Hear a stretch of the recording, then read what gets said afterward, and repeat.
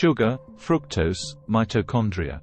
Alcohol breaks down in the liver, and the liver has a limited capacity to process a certain amount of alcohol at once, leading to alcoholism being a fatal disease due to alcohol's toxic effects on the body. Alcohol and sugar undergo similar breakdown processes in the liver. Excessive sugar intake prompts the liver to convert sugar into fat cells through de novo lipogenesis, process of creating new fat, driven by three enzymes: ATP citrate lyase, acetyl-CoA carboxylase, and fatty acid synthase.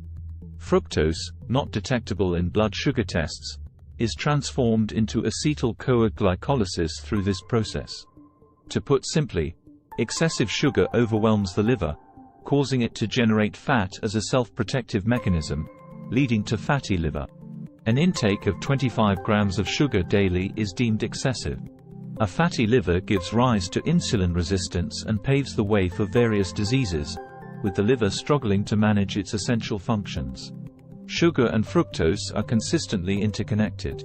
Even consuming solely wheat, which primarily contains glucan, leads to its organization into amylase or amylopectin structures resembling branches.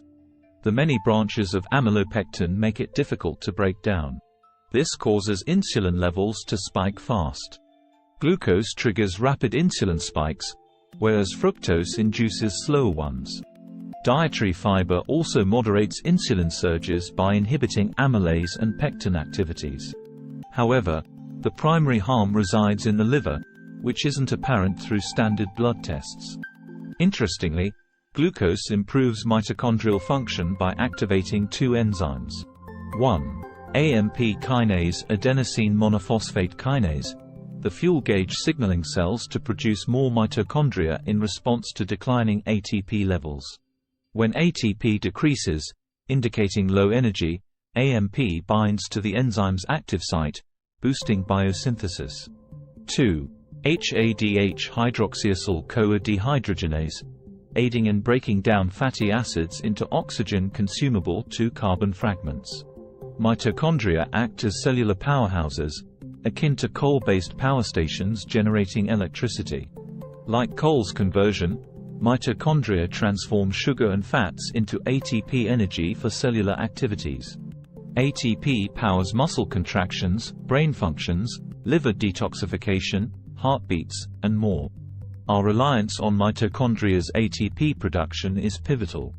Mitochondria imitate nuclear power stations, remarkably efficient yet posing significant environmental risk in malfunctions. Similar to radioactive waste, mitochondria's oxidative phosphorylation process, producing insufficient ATP, generates free radicals causing cellular damage. While nuclear waste disposal is challenging, the body boasts mechanisms to neutralize free radicals via antioxidants.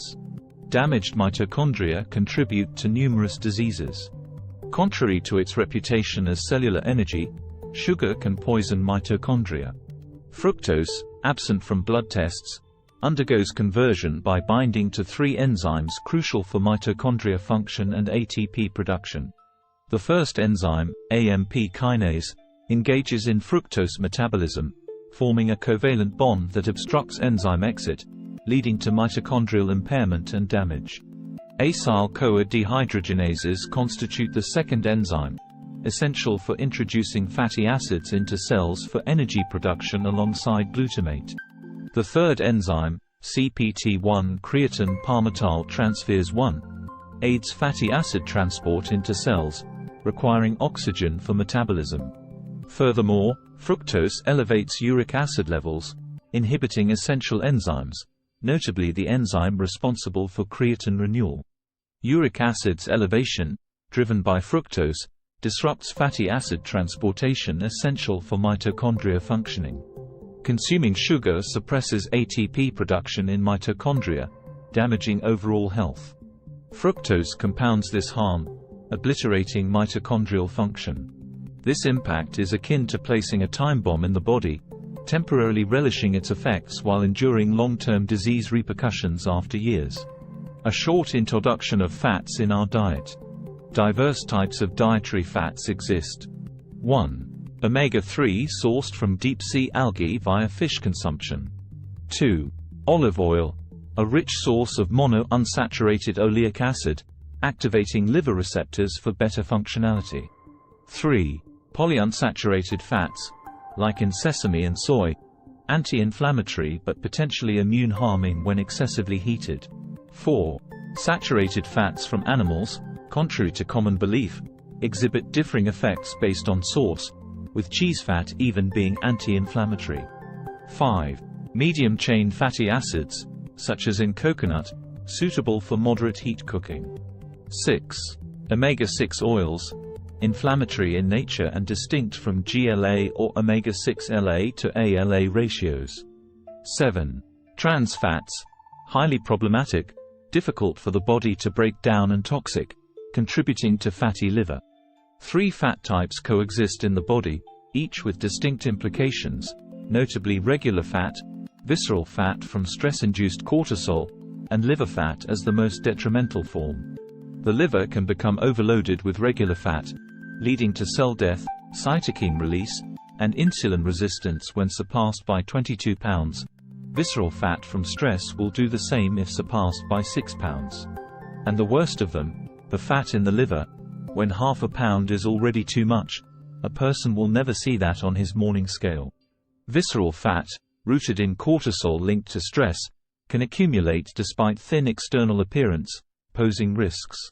Liver fat, the most harmful form, leads to insulin resistance, diabetes, and other issues even with minimal accumulation. It's essential to differentiate these fats, considering their types rather than mere weight, as even those seemingly thin externally might harbor sugar-induced liver fat and subsequently fall ill like those with visible excess weight. The term TOFI reflects this phenomenon: thin from the outside, fat from the inside. LSTLY. Why does diet soda fall short? Investigating this, we find that its artificial sweetness tricks the brain into expecting sugar. Consequently, the pancreas releases insulin, anticipating sugar intake. However, since there's no actual sugar, the body seeks calories to process, potentially leading to overeating. Moreover, artificial sweeteners, especially sucralose, can alter gut bacteria for the worse. Furthermore, these sweeteners interact with adipocytes, fat cells, leading to fat deposits unrelated to insulin. In the end, artificial sweeteners deceive the taste buds but not the body. A significant portion of the immune system is concentrated in the stomach. The domination of harmful bacteria leads to detrimental effects, including suppressed serotonin production, a crucial factor in depression. These bacteria feed on the intestines and can cause leaky gut, releasing toxins into the bloodstream, fostering inflammation and disease. The bacteria's food source is fiber, not present in processed foods. Fiber types play a role here as well. Soluble and insoluble fibers exist, forming a network that influences health. Soluble fibers like inulin or pectin create a gel-like structure, while insoluble fibers like cellulose resemble fibrous materials. Together, they form a comprehensive layer, fostering a net-like structure that supports healthy gut lining barrier. This network's destruction via processing underscores the significance of consuming complete, unprocessed foods that maintain this fiber network. Adding single-type dietary fiber supplements can be counterproductive. Whole wheat kernels, for instance, reach the intestines intact, where bacteria consume the outer peel and starchy parts, safeguarding the liver by minimizing breakdown within it. The intricate connection between the stomach and brain is significant. So, it is worth remembering: protect the liver, and feed your gut. The information in this video is for educational purposes only. It is not a substitute for professional medical advice. If you have any questions or concerns about your health, please consult a healthcare professional before making any healthcare decisions.